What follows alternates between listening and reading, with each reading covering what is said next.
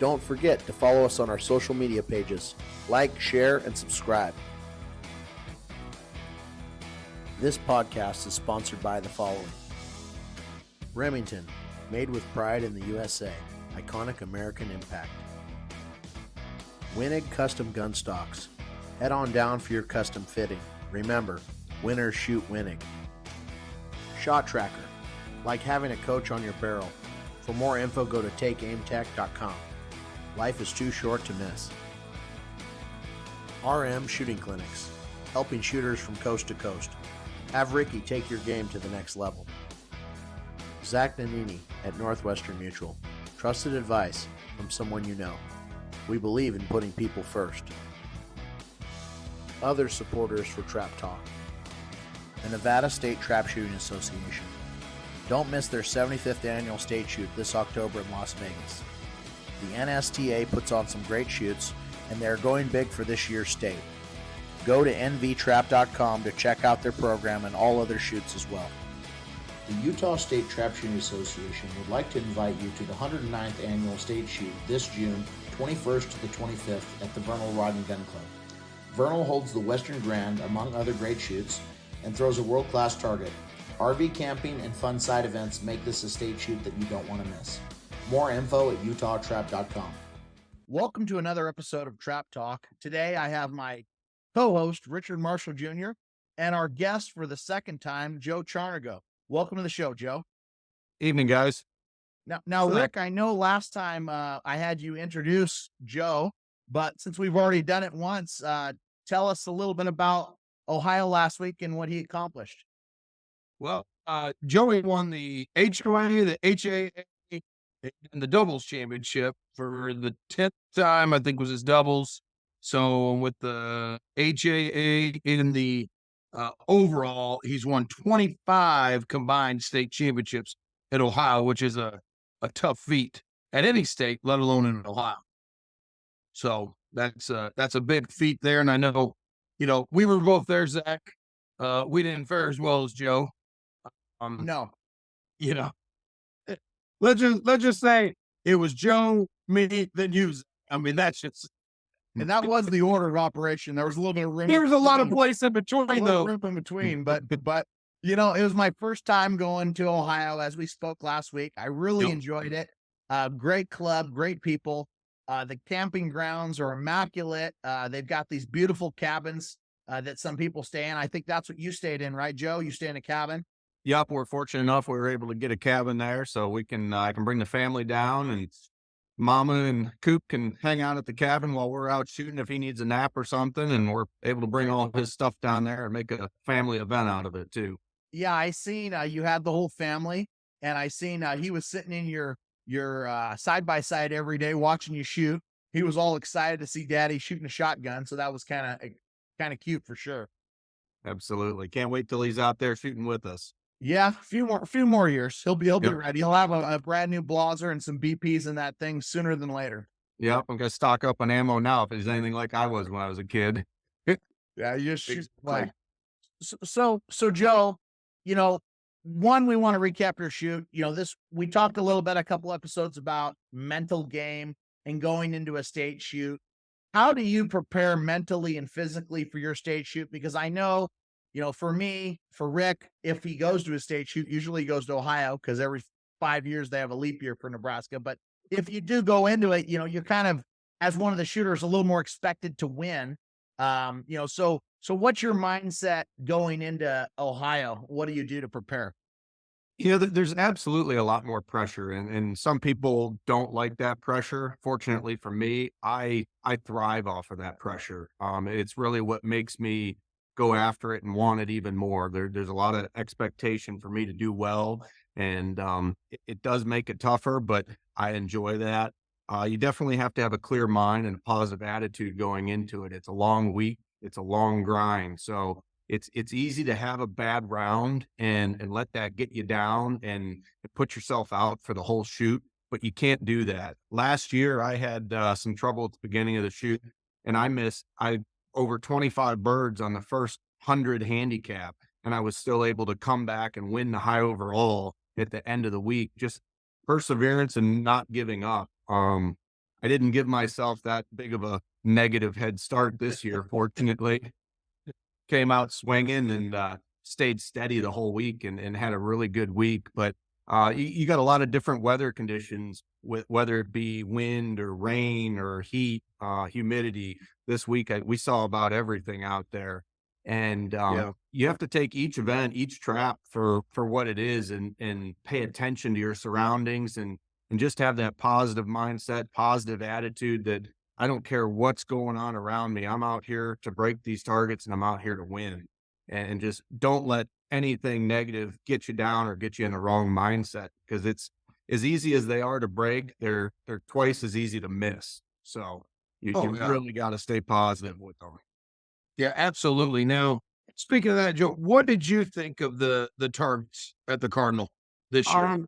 There was a little bit of everything there. I mean, we had some days where they were high. We had days where they were low and slow. I believe they did some work on the traps there, and they lowered some of the stands down, which actually put the traps down lower into the house, which gives you more face to shoot at, and the targets break better, which is a really good thing. The negative side to that is there's a few traps where it's down in so far, you have a tendency to see a slow pull.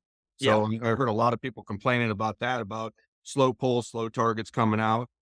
And that's another one of those adverse conditions that it's there. There's nothing you can do about it. So you just right. have that mindset to hold your gun still, not move until you see that target, and make a clean move on the target. And it's so easy to start moving that gun because you expect it to come out. These days we're pretty spoiled with the voice releases and stuff. It's not like when I was a kid and I started, they were still doing the hand pulls, and man, you could get some really terrible pullers out there, and Yeah. it wasn't as big of a deal back then, I don't feel like. So Yeah. I feel like more people, back in the hand pull days were just accustomed to a slower pull, and now everybody's just timed in on that machine. And I could tell, definitely on some banks, like pull, and then the target was coming out, and it was just that distance that it had to travel to get out of the house. Now, the other thing I noticed, and Ricky, you probably could comment to this, is those trap houses seemed a little bit bigger than like a normal trap house size. Is that, I mean, are they a little bit wider, or are they a little bit They're a taller, little- or what's? They're a little wider, I think, than some clubs. I mean, every club's different. I mean, heck, you've been to Spokane before, and when they used to have their club, and they were an extra 2 feet or 3 feet wider than what the Cardinals are. I think every gun club's a little different. That does mess with some people, but I know Joe said, some seem a little slower, and it's just one of those things you just got to deal with. Now, the banks, what banks were you shooting on, Joe? We shot a little bit of everything. We shot everything from bank 2 down to bank 11. So we spread it out and shot everything. And that's another thing that, depending on what bank you're on, bank 1, 2, 3, and 4, you got that new warehouse down there with the white paint on the side of it. And I heard a lot of guys complaining about that in the sun, that it was hard on their eyes seeing that. And that's, you got to pay attention to your lens color, what you pick out that you can see well. And I always kind of try to work from underneath the target. I know we've all talked about that, and that's how we all shoot. You have to adapt sometimes. I found myself this week, I had to bring my hold points up, because if I stayed down where I wanted to be, I couldn't see that target come out real well. And with that slow pull, it made me panic and jump at him. So I actually brought my hold point up and pretended that there was nothing going on below the gun and waited for that target to come up and then made my move. So I had to readjust just on my hold point and vision. Even though I wasn't down on the house, my normal spot, I had to make a new spot for that and just adapt. Yeah. No, I didn't really change a lot. I had to keep telling myself more like, really focus, really focus. Don't be like, oh, okay. And I did that yesterday, on the, I think it was the last trap. I missed 2 in a row for 95 in the handicap, and both of them, I barely moved the gun, just minute. Well, what happens? Then you're starting to, you panic, and I'm like, and Tyler looks over at me and he goes, "You okay?" There Yes, went I'm the okay. gas money. Well, Out we go. Ricky, we were having steaks, and then we were at McDonald's. so steak and shake out, so yeah, we shot literally from 5 to like 9 or 5 to 8, I guess. And then during the singles, we were on 7, and then we shot 1. And one, when it was a little bit overcast, man, you could really see the targets. But yeah, that sun hit that warehouse, and I'm like, what the heck? It was kind of a weird, so then what are you doing? Now, our listeners out there, don't do this, but I'm sitting there like staring at the warehouse, and I'm looking at targets in the warehouse, and I'm like, oh wait, I need to pay attention to, and then next thing I look over and Justin goes, it's your shot. Okay. It's amazing how things distract you like that when they're just a little bit different.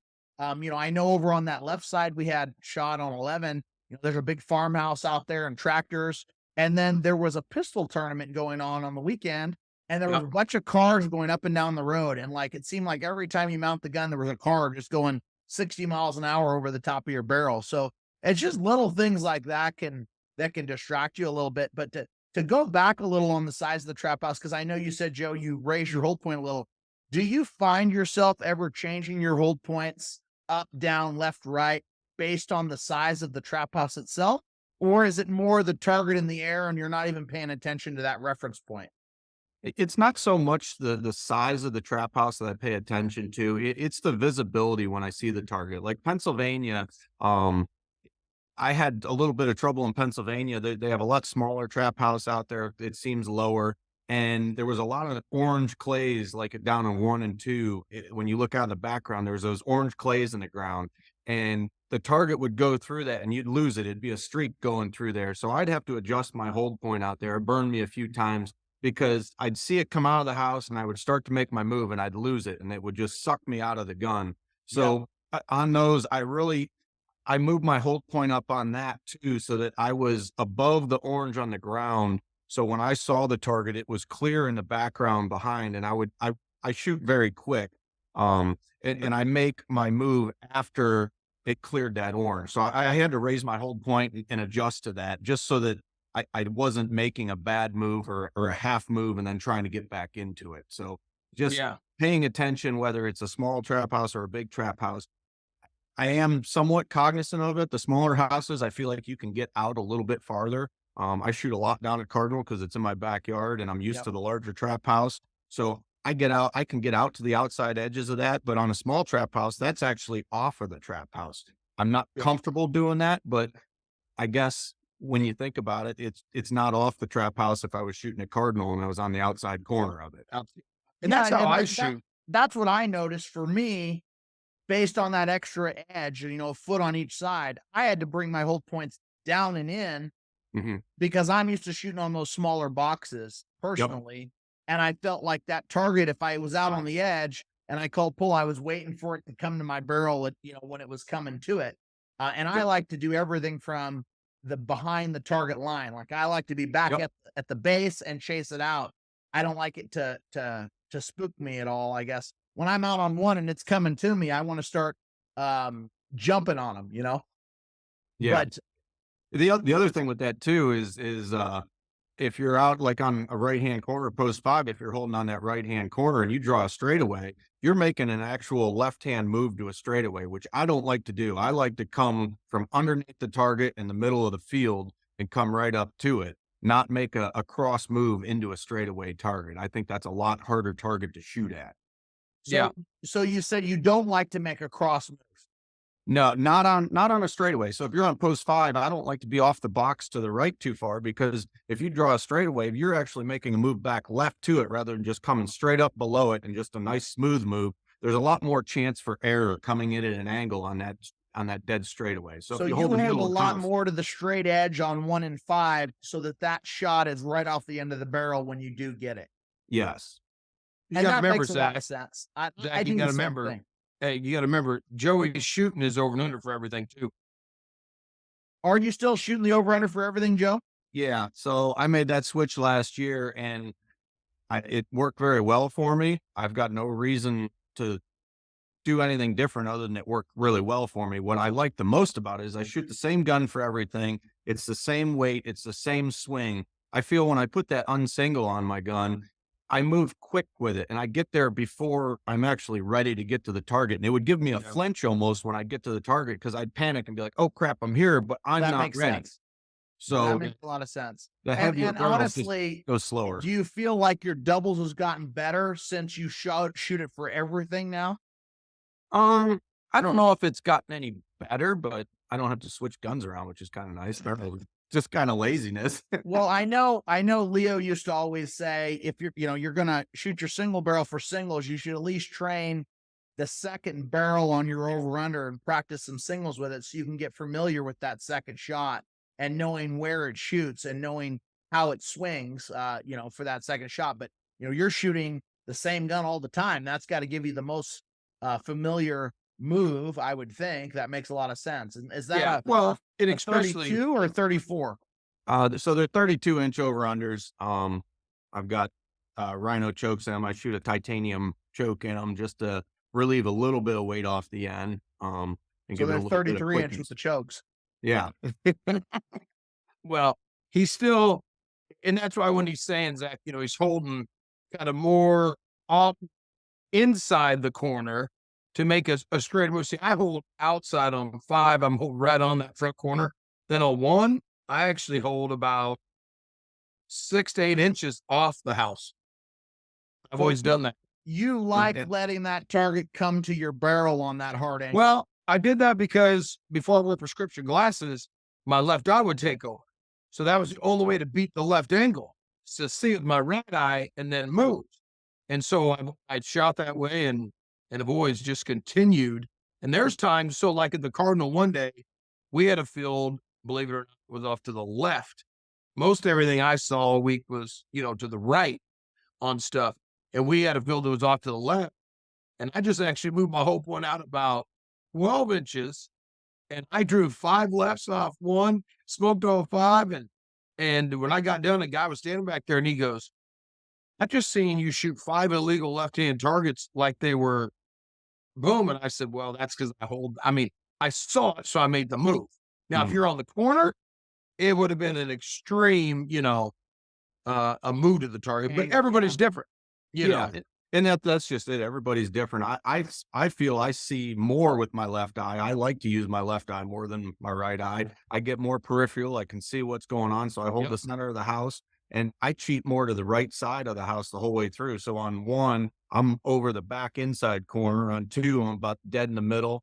On 3, I'm a little bit to the right. On 4, I'm between the inside and right corner. And then on 5, I've moved right out to the top of the right side edge. I hold that very front corner lip of the house is where I've been holding. And that's where I was. And I feel like you've got, as a right-handed shooter, you've still got great vision at that spot. You can see the straightaway, the right, the left, everything there. But you're right. If I get, for me at least, if I get too high or too over on the left-hand side on 1, I've got a blocking area where I don't see that target come out. And I really feel uncomfortable seeing that block. Now, I guess if I was off the house and I was looking back like Rick, there'd be no block. Well, I'm not, now listen, I'm not looking back. So I don't look down and then look over. I just look out. And it comes to the reason why, because if you look back, you're going to be like Joe said, then it's jerk to that straightaway versus, oh, there it is. And I move over, across, and then up to the target, but you can train different ways too, Zach. If you're struggling on those lefts, go over and stand on 1 and hold on the right corner of the house and then call. Just, you have a soft focus peripheral like Joe's talking about and call, oh, there it is. And then just move to it or set the machine. Train yourself to make that very long move. And That's people will be advice. surprised how quick they will get to that target too. It's not going to beat you. Everybody has that feeling that it's going to beat them. The target is not going to get away from them. You're going to make it there in plenty of time and be able to break that target. Yeah. It's just out of your comfort zone. You feel like you should be quicker. Exactly. If anything, people get beat because they feel like it's going so fast and then they slap that trigger before they get there. If they could just allow themselves to just turn into that target and not slap the trigger so quickly, you'd break it. Now, I'd say Joe shoots him pretty quick with that trigger slap, but his gun's there. So if the gun's there, then, you're going to have the results that you want to have. They don't call him Slow Joe. So the other thing too, with those hold points where we're talking, a lot of guys will have a tendency to get their gun up too high when they come off the house. If you get your gun up too high and that target comes underneath your gun, you lose that target. And the first thing that you want to do is pick your head up and start looking for it. And picking your head up with a shotgun and trying to shoot a target never is a recipe that is No. going to work out. It's not conducive. So No. so going back, you said you won 10 doubles championships at your state shoot. You've obviously got a ring at the Grand also. So you know how to shoot doubles. Yep. You know, with that being said, what do you do in doubles specifically? If we could kind of break down the technicals, are you on the house shooting that first shot? Or are you spot shooting it? And then once you shoot the first shot, are you moving your eyes as quickly as possible? Or are you going with the gun? Or what is your technique if you could break it down, Joe? So for me with doubles, when I set up, the first thing I do is I have a hard focus on where that target's going to go through or where I'm seeing it go through. A lot of times I shoot first in doubles, so I don't get to see the first target. So I take a good long look at where I think the target's going to come through, and I'll hold a little bit low and a little bit outside of that so that I just make a move upward to meet the target. After I've shot my first pair and everybody else has gone through, I never take my eyes off that first bird where it's going through. I have a hard, dead set focus on where that first bird's going through. And I watch to make sure that it's not varied. If you get a kid, whenever I see somebody going out to load the house, I pay attention to that, because when that kid's down there loading the house and you're shooting, he's dropping targets in there. He's moving that thing around, and it's going to change the way that those targets come out. They're not going to come out consistent every time smooth. Like if nobody's in there, nobody's touching it. So you need to pay attention to that. So whenever I see a kid go in the house, I know, okay, these targets are going to vary a little bit. I can't just pop this thing 1.5 feet out of the box. I got to shoot it 2.5 feet out of the box. Give it an extra foot. Yeah. So I have a hard focus on where that target's going through, and I'll pick out a bush or a tree or a house or a telephone pole, whatever it's going through in the background where I want to make my shot on that target. And I just stare in that spot. I'll sit there. I'll pull my gun up. I'll get my eyes focused out there, make sure my eyes aren't coming back to the gun whatsoever, call pull. And as soon as I see that flash under my gun, I make my shot and immediately get my eyes over to the second target before I move the gun. And then my gun will follow my eyes over to it and make the shot. The biggest problem that people do in doubles is they shoot that first bird and they'll have an immediate reaction to try and get their gun over to the second target. When your gun beats your eyes to that target, it's going to make you flinch and you're going to do bad things. So you need to shoot the first bird, have a nice smooth shot, everything smooth, no problems, not thinking about anything else in the first one. Get your eyes over and your gun's going to follow, and everything is going to go smooth and quick that way.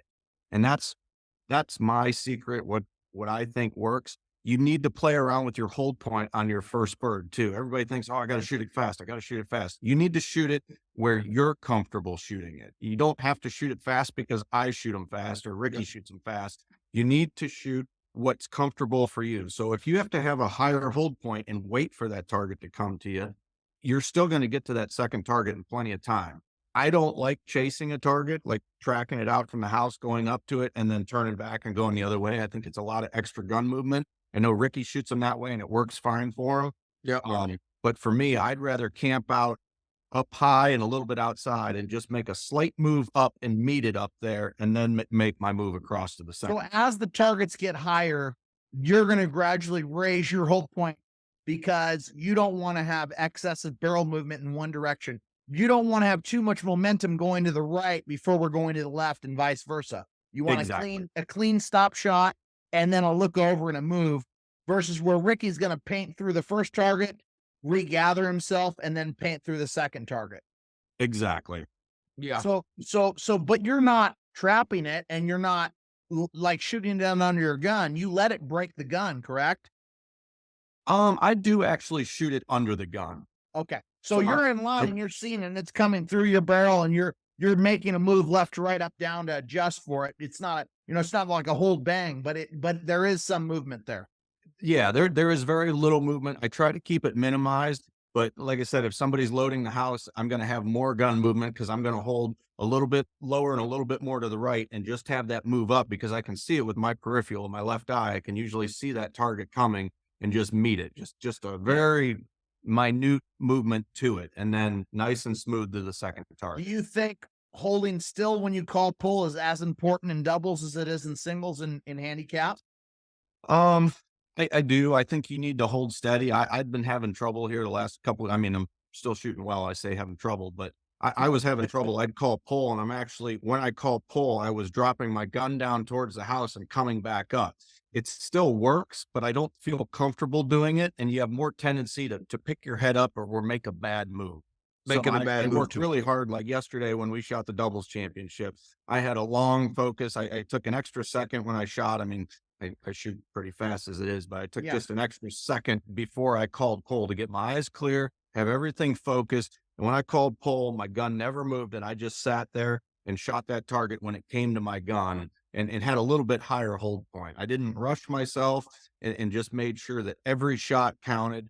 And the other thing that people do is they shoot that first shot and the recoil pulls them out of the gun, and your head comes off and you try to get back in it, but you can't do that. And if I just saw some pictures of me shooting from Pennsylvania that they took, and if you look, I mean, you couldn't fit a piece of paper pull out from underneath my cheek and my gun between both shots. I mean, I've got my head in there so tight that nothing's getting between that. And that's what I think helps me as a doubles shooter is I'm in the gun so tight, nothing's coming loose between my shots. Yeah, and I agree with that, because I've seen so many people when they're loose on doubles, they shoot and they're almost coming out of the gun, and then they're getting into the gun to go to the second shot.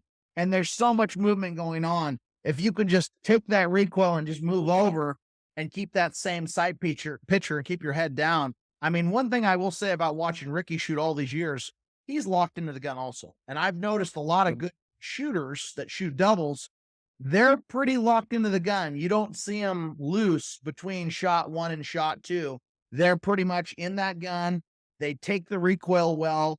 And then once they take that recoil, they're moving, and more than not, like you said, eyes to the target before the gun starts moving. Because if the gun beats your eyes there, we all know that that's just trouble. Yeah. Yeah, And you're if you looking. watch Ricky and I shoot, we both kind of lean into the shot. We make the first shot and we're leaning into it as we go into the second shot. And if you watch somebody else, when they take that recoil, when your head comes up, you start to lean back and everything comes back, and it makes it that easy to go lift your head and pull up and go over top that second target. Yeah, because when you lean back, the only way to go is your arm's going to take up. You shorten your swing to the target. And that's the one thing that I'm taught time and time again is you got to get your eyes to the target first before the gun goes. It's all hand-eye coordination. Your gun's going to feel like you've got a little bit more forward press weight in doubles than you start in singles and handicap because of the anticipation of the shot that's coming. I do. I mean, I'm not built like Ricky. I'm kind of a little guy. So, hey.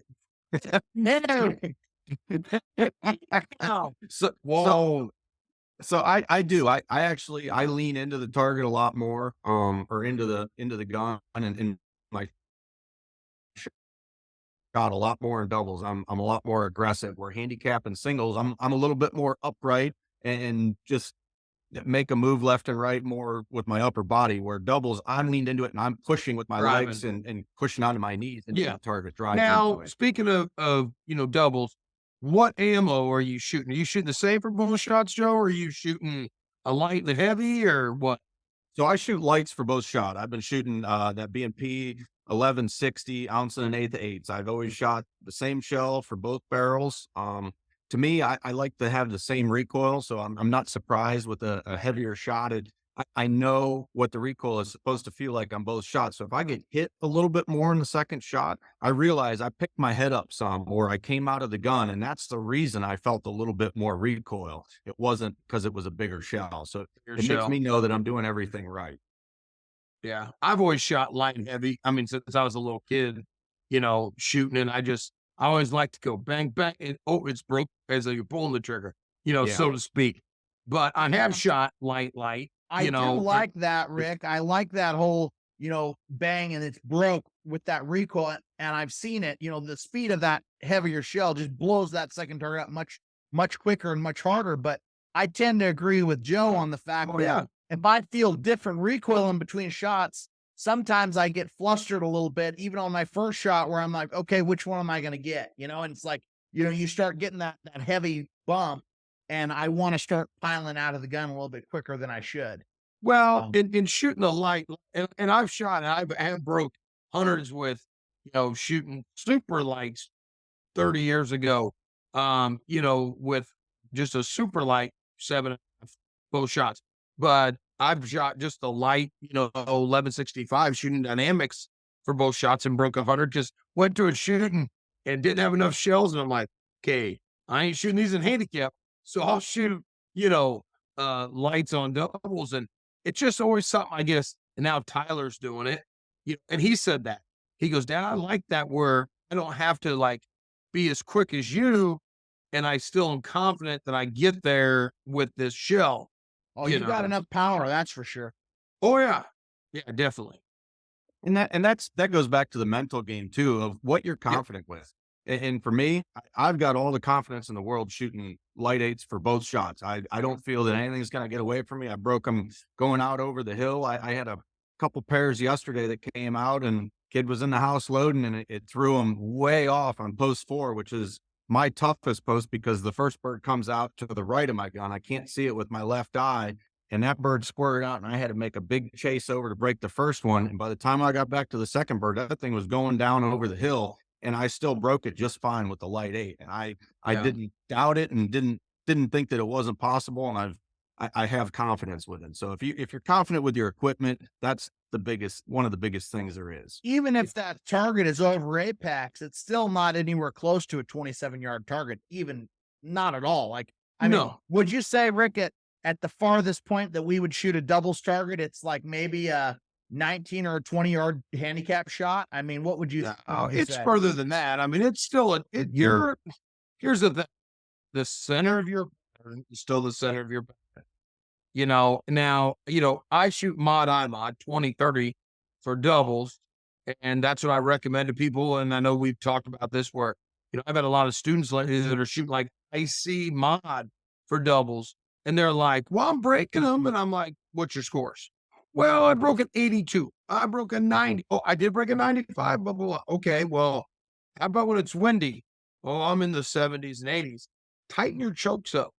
That 20-30, in my opinion, will help because no one's shooting them like Joey is or like I do. Or even, Zach, you try to imitate Joey, sometimes, especially on post 1. I'm a little fast, but I'm not slow Joe fast. I've seen you. I only on post 1. Yeah, exactly. Post 1, Joey. He's pulling the trigger and the gun in there. He's on. Then he goes, I don't know why I missed that one. I'm like, you just shot post 2, 3, 4, and 5. Boom, boom, boom, boom. Get to 1. Boom, boom. And I'm like, what? You can't finish without even starting. I'm still learning. I'm just a new shooter. Joe, to piggy on that, what chokes do you shoot? Because you do shoot them really quick. I mean, you could probably get away with a lot less choke than anybody I know, but what are you using? So I shoot Rhino chokes is what I shoot. I've been shooting 17,000s for the first barrel and 27,000s for the second barrel. I do feel that they pattern. Yeah. So, and I feel that they do pattern a little bit tighter than your standard chokes. And that's one of the reasons I really like them. And they even asked me, why do you like such tight chokes? Because Sporting Clays guys, they shoot 7 and 17 for everything. I'm like, when I shoot a target, I want to see a smoke ball where I'm shooting it. And if I smoke ball the right side of the target or the bottom of the target, I want to know where I'm breaking that target. Right. I know what's going on with my patterns. In handicap, I shoot 37,000s and I can hit a target from 27 yards and it looks like I'm on the 16-yard line. I want to know where I break it. That is a nice part of it. Yeah, exactly. That's why, growing up, it was always just, full choke. And then, mod, which is 20-30. I mean, years ago, I was told, that 17 to about 22,000 first shot and 27 to, 32, second shot for doubles. Because I think one of the guns I shot years ago was fixed choked and it was choked at 18 and 28. And I think I broke like 80 hundreds and doubles with that. Mm-hmm. And it would just center punch a target. But be confident. That's the biggest thing is some people get in their head that shooting even singles, shooting a full choke. Oh, it's too tight. Well, it's really not. I mean, you got to realize, like Joe was just saying, sporting guys, and, they're shooting face and belly, where we're shooting edge. Zach can attest to this. We were on the Dead Parent podcast last week during the Ohio State U. We went down to their studio and got on, and we got to chat a little bit. And he was even, I think, off air about chokes. And I said, hey, you guys are used to belly and face where you can shoot an open choke. I said, we're on edge, open choke. That's just more room for that target to slip through the batter. Yeah. Well, and I think it's inconsistency in breaks. I mean, even if the target's not slipping through the pattern, if I shoot the same target five times and it breaks 5 different ways, how am I supposed to know which one was the right way? Like if I have a tight choke and I light it up, like Joe said, if I hit the left-hand side and smoke it, or if I hit the right-hand side and smoke it, top or the bottom, that's instant feedback. And that tells me a lot. And sometimes that feedback is enough to be able to make a little quick correction and not miss any targets moving forward, I feel. Exactly. No, I've had it where, Joe talks about post 4 being his, hard doubles post. I think post 4 is probably one of my post 3 or post 4. And it's when I'm transitioning from that right left to that left right. Sometimes I'll short that second bird. And, with the 30 thousandths, if I'm shorting it, I'll break the back and I'll just do a little twist with my feet. And then the next one I'm center, right? So it's just that little feedback that can save you sometimes. Yeah, no, I agree. And that's, like Joe was saying on 4, Joe had 100 yesterday. Myself and Wyatt Debris both had 99s on our squad, and I missed a target on post 4 second 50, go over all week, left birds, and the field was always a little to the right. I don't know if you noticed that, Joe, on all the traps there. Yeah. Seemed like that right bird was kind of tailing off a little bit. Yeah. So, fine. It. So, of course, I get over there on 4 and I put it on the house where it's been coming out the whole time. And boom, the target appears, but it's way to the left. And I made that weird move and then came out of the gun the second one, missed the second one. And I was like, you're an idiot. And then, Wyatt had already missed. We got another. Wyatt goes, you got the same left target I missed. And I go, you can't do it. And then a kid walks out of the house and I noticed we were getting a fluctuate, but I didn't see him go in. Yeah. And I said to Justin, I said, in the handicap, we kids in the house got to pay attention. Yep. And you're going to get that weird, every once in a while, you get a squirter or something and it happens. Exactly what we talked about earlier. And that's one of those things. When I see a kid in the house, I'll give them an extra second between shots too, just so that they can drop that stack of targets in, because they're usually dropping it in when they're throwing the target before it spins. And then you get that second where it calms it down. That's what I've been on Wyatt's butt a little bit. He speed shoots after the person in front of him a little bit. And every once in a while he'll get a weird doubles or a singles target that's kind of weird. And I'm like, you gotta slow down. Sometimes I'll mount a little early, but if I do that, I just sit still and really try to focus and make sure everything's ready. Because if you burn that trap or there's a kid in there, he nudges the arm, shoot, it just don't work. And we're not talking 5 or 10 seconds either. No. We're just talking an extra second or 2. It's the difference between he's got his hand on a pile and he put the pile in. It's 1 second. Exactly. Yeah, I don't want people out there to think, we got to take 10 seconds between shots because there's a kid down in the house filling targets. No, it's literally a half a second to a second more. And the only time it's going to really affect anything is if you're calling pull when the other guy's shooting the target, which, there's some people nowadays that they're mounting the gun as the other guy's breaking and they're just hollering pull. And I think, I've always just used the rule of thumb. I don't call pull until all the pieces are on the ground.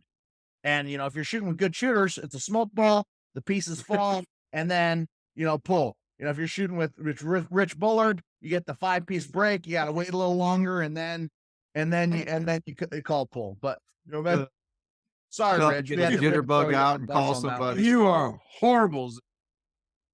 Well, Joe, is there anything else you'd like to add? I mean, you had a great week.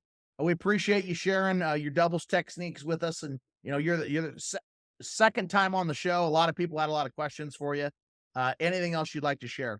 Yeah, I mean, it's back to the mental thing. I mean, there's a lot of traps out there that some people don't want to shoot 12. They don't want to shoot 1. They don't want to shoot 5 at Cardinal. You got to go out there, whatever banks you get stuck with. I don't pre-squad. We showed up. We grabbed whatever squads were available this week. We just jumped on wherever. So we shot from each end all the way through everything. When you go out there, don't mentally beat yourself. Whatever trap you have, you got to think, this is the best trap here. I'm going to break every target on here. If you go out there and say, oh, this is the worst trap here, this is going to be terrible, you've already lost and you're not even in the competition. So don't do that to yourself. Go out there with a positive attitude and make the best of every round that you have. That's one of the main things I wanted to bring up to people. And then the other big thing that I want to bring up that I don't know how most people feel about this. Everybody I know is on board with me, but the integrity of the game is, we've all seen the trappers out there, the scorers, they're terrible. They don't care. They don't get paid enough. Nobody in the world cares anymore. You need to pay attention to all the targets on the squad, watch your squad mates, see what's happening. If you miss a target and they don't call it, turn around and tell them that was a lost target. And I see so many people that they're taking targets and don't pay attention to that stuff. And it's for people that compete and do well. And Ricky, I know you're the same way. Zach, you're the same way. We don't take anything. If we miss a target, we're going to turn around and say that was a lost target. We're going to correct it. And I just feel like there's a lot of people out there say, oh, they must have seen something, that if you missed a target or not. Oh, So absolutely. Absolutely. have the integrity of the I game think and that do what you're that's supposed a to do. huge point of topic, and we're probably going to have an episode where we just talk about etiquette in itself, because there's a lot to that, right? There's a lot of things that you need to have etiquette about, but it never feels good to take a target that you didn't hit. And I don't know how anyone could win and be happy with the win knowing they didn't break the score. Because for me, the pride of the breaking the score is most of it in itself. The trophy is just the icing on the cake if you get to that point. And and these scores, a lot of the times they're erring in our favor. I'm not seeing them generally call targets lost that were hit. It's more lost targets that they call hits, and they think it's a wad, right? They see a wad and they're like, oh, that was a dead target. Yep. And that happened like 5 times for us last week at least. Absolutely. And on all of our shooters, we all just, oh no, that was a wad. And and every one of us is looking at everyone else's target, with the exception of, if the post 1 just shot, he might be looking down to load his gun and not watching the post 2. But as soon as he gets back on, he's watching the post 3 guy. And, we've always got at least 4 eyes on the targets at all times. Exactly. I feel, that's a good habit to form as a squad. Yep. Yeah. We owe that to each other, and we owe it to everybody out there shooting. And that's one of my big things. I just saw, I guarantee you we gave back 20 targets this week. And that's why I bring it up. It was between the squad. I know I gave back 6. I had a 97. I gave 1 back on in handicap. And yesterday in the handicap, I had a 98. I gave 1 back on. And I mean, I could have easily taken it, but I'm not that person. And I know you guys are. And most of the people in the game aren't that type of people. But they may think, oh, maybe the trapper saw something. But you got to understand, they're not paying attention half the time. So we owe it to the sport to do what's right out there and have that integrity to pay attention. That's the main thing I've lived by. That comes from 30. I've been shooting 35 years, so 33 years ago or 34, whatever. I was shooting with Frank and Leo, and I shot a target. I made a bad move. I can remember it like yesterday. It was a single target, and I was like, "Oh, I guess a piece must have come off of it." The girl didn't say nothing. We changed post. They went back, and the girl recalled the scores, and she had me the 4, and I looked, and Frank said, "You didn't hit that target." And I go, "Oh, okay, I didn't." He goes, "Never take a target. You're gonna never get a target unless you break it." I said, "Okay, yes, sir." So from that day forward, it would be, and it happens on our squad. Zach's been on there where we're like, whoa, that was a loss. And it might be someone straight. And I've had people come up to me after the fact a few times, chew my ass a little bit for, what are you doing stopping your squad and taking that? They remember. And I'm like, listen, our squad, people know when they shoot with us, if you miss the target. And I had it happen. Like Joe said, they had 20. We probably had close to that. I had a gentleman actually come up to me. Tyler missed a target, and he actually had like a 2 on that post. And they called him as a 3. And I walked back. I said, no, he missed this target. I looked at Justin. He said, yeah. And Tyler goes, yeah, Dad, I missed that target. Guy goes, why'd you take a target from your son? And I said, because my son didn't Because break he it. missed it. Yeah. And he goes, oh, well, blah, blah, blah. Well, then we had a polar that I said, man, she was not paying attention. And I actually looked back one time and she's looking down and she looked up and what happened is they shot, I looked and she's like, mm. Oh yeah. Guys, I said, listen, you need to pay attention. There's a lot of money on the line here. And she goes, what? And I said, in this handicap, the winner could possibly, they play all the money, it's a lone score, could make $4,000, $5,000, $6,000. And she's like, that's her exact. So then we had her a couple more times last week. And she'd see us and she was better, but I'd see her on other squads looking at her friends and waving. And I'm like, yep. Yeah. And that's, I saw so much of that last week, and it really, I mean, you're seeing more and more of it too, because kids just don't have they don't care about anything. And if you're going to shoot in this game, everybody spends a lot of money and works real hard to get what they have. If the winner wins, he deserves it. But absolutely. When I come in at the end of the day, nobody's going to say, but did he really have that score? Exactly. Same thing with you guys. And Yeah. there's people out there kind of can't say on that. a little note of the pullers, these people, it's a low paying job. They're not always trained the best. They don't always do this all the time. And one thing I found is it doesn't help anybody be mean to the pullers. No. So, Nope. So, I see people cuss out the pullers and get mad, and then they raise their score. And at the end of the day, the only way we can get these people to maneuver in our direction is by kindness. I mean, you pull them aside and you say, hey, I noticed you were doing this. This is when people change, make sure to turn the button off.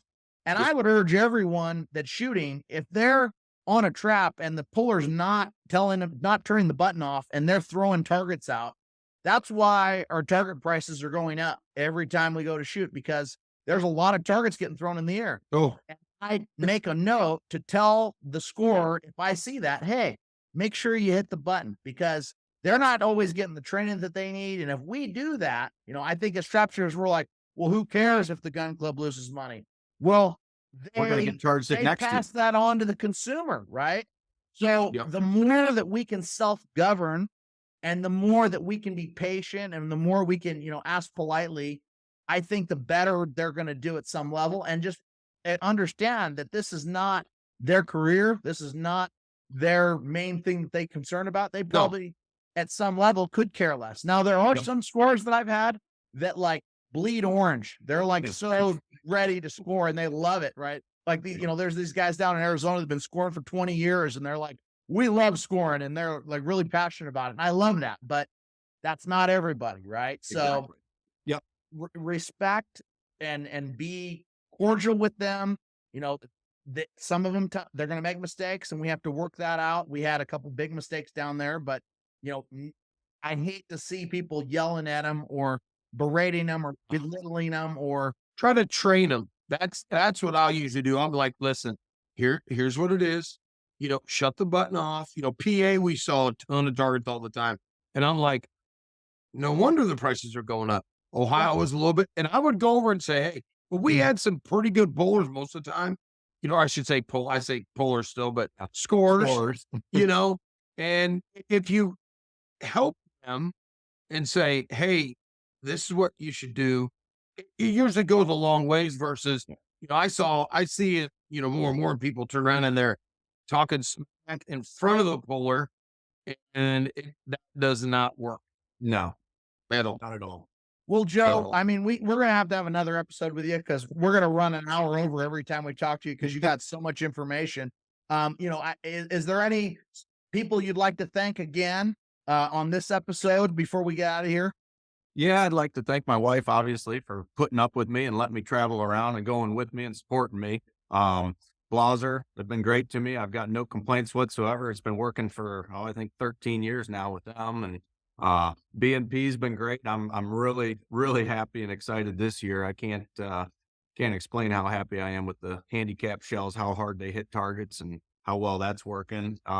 Rhino Chokes doing a great job for me as well. And Ranger glasses, and then of course my vest, Castellani vest. They've been great to me as well. So there's just a lot of great people in the sport, and I appreciate everybody for listening in here, and hopefully it's helpful for everyone.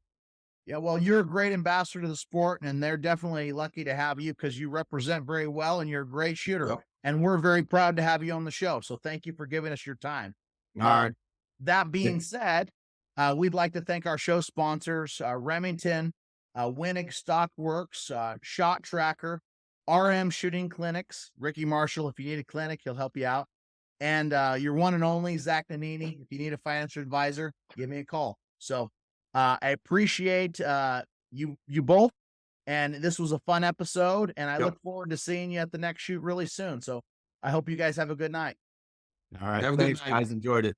Have a good luck this season. You too. Thanks for tuning in to Trap Talk.